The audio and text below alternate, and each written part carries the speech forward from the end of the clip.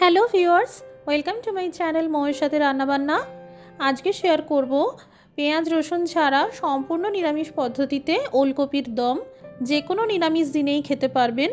এই পদটি ভাত রুটি পরোটার সাথে খেতে এত ভালো লাগে যে এর সামনে মাছ মাংস ফেল হয়ে যাবে। আজকের রেসিপিটি ভালো লাগলে একটি লাইক দিয়ে চ্যানেলটি সাবস্ক্রাইব করার অনুরোধ রইল। এখানে 5টা ছোট সাইজের ওলকপি নিয়েছি। প্রথমে এই ওলকপি ভালো করে ধুয়ে নিয়েছিলাম, তারপর এই খোসা ছাড়িয়ে ডুমো ডুমো করে কেটে নেব। একটি পাত্রে প্রথমে দিয়ে দিলাম 2 চামচ আদা বাটা, 2 চামচ সেঁকা জিরের গুঁড়ো, 1 চামচ ধনের গুঁড়ো,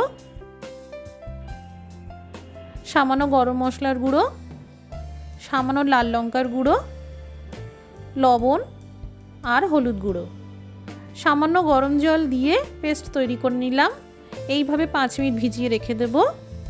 প্রথমে ডুমো ডুমো করে কেটে রাখা আলুগুলো ভেজে নিতে হবে।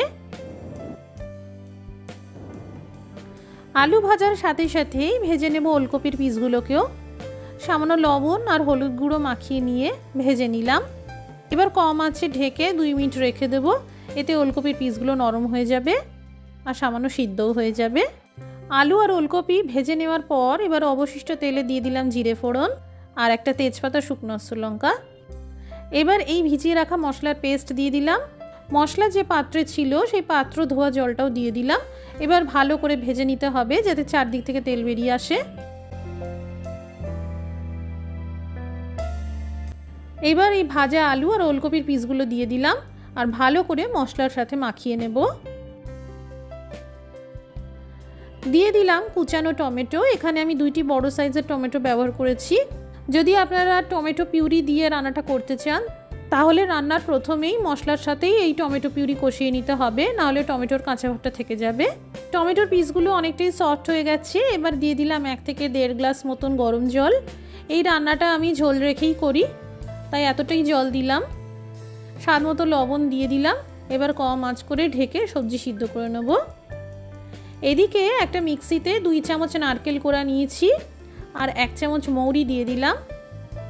সামান্য জল দিয়ে বেটে নেব।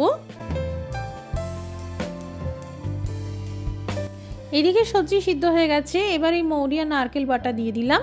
যেহেতু রান্নাটা সম্পূর্ণ নিরামিষ তাই এই মৌরি আর নারকেল বাটা অবশ্যই দেবেন, এতে একটা দুর্দান্ত স্বাদ আসে। ভালো করে মিশিয়ে নিয়ে আবারও 2 মিনিট কম আঁচে ঢেকে রান্না করব। তৈরি হয়ে গেল নিরামিষ ওলকপির দম, সম্পূর্ণ পেঁয়াজ রসুন ছাড়া।